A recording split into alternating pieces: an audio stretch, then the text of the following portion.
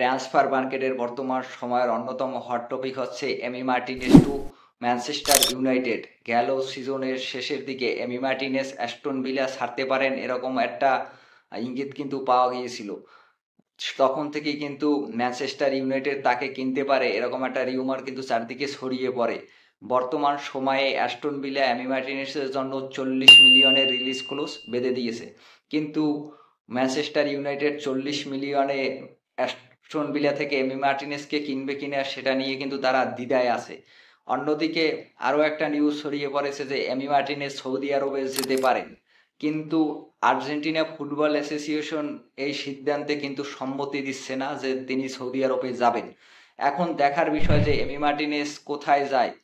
Guys, আপনারা কি মনে করেন এমি মার্টিনেজ কোথায় যেতে পারে? তিনি কি ইউরোপেই কোনো ক্লাবে থাকবেন নাকি তার গন্তব্য সৌদি আরবে হবে? ভিডিওটি যদি ভালো লাগে প্লিজ